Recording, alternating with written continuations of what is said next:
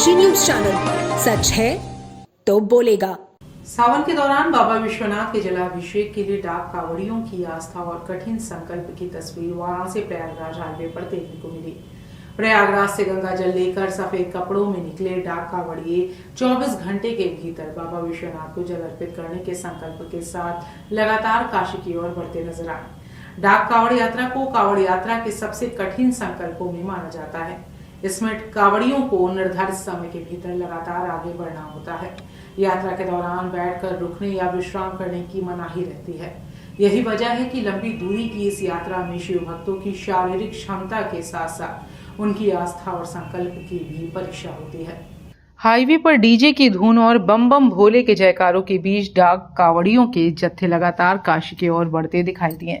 कई कांवड़ियों के चेहरों पर लंबी यात्रा की थकान साफ नजर आई, लेकिन बाबा विश्वनाथ के जलाभिषेक का संकल्प उन्हें आगे बढ़ाता रहा। यात्रा के दौरान जब किसी कांवड़िए की रफ्तार धीमी हुई या पैर जवाब देने लगे, तो साथी कांवड़िए उसका सहारा बनते नजर आए। कोई हाथ पकड़कर आगे बढ़ाता दिखा तो कोई कंधा देकर अपने साथी को मंजिल की ओर ले जाता रहा।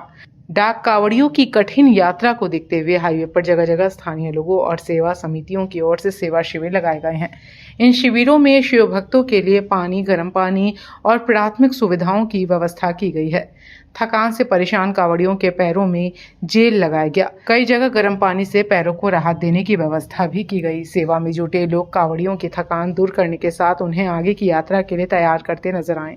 प्रयागराज से गंगा जल लेकर काशी पहुंचने वाले डाक कांवड़ियों के लिए तय समय में बाबा विश्वनाथ को जल अर्पित करना सबसे बड़ी चुनौती होती है। लगातार पैदल चलने और दौड़ने के कारण शरीर पर काफी दबाव पड़ता है। कांवड़ यात्रा से जुड़े लोगों के मुताबिक करीब 5% कांवड़िए ही बिना विश्राम किए 24 घंटे का संकल्प पूरा कर पाते हैं। डाक कांवड़िए दीपक गुप्ता ने बताया कि 24 घंटे के भीतर बाबा विश्वनाथ को जल अर्पित करने का संकल्प लेकर प्रयागराज से निकले थे। लगातार यात्रा करते हुए करीब 22 घंटे 20 मिनट में काशी पहुंचकर बाबा विश्वनाथ को जल अर्पित किया।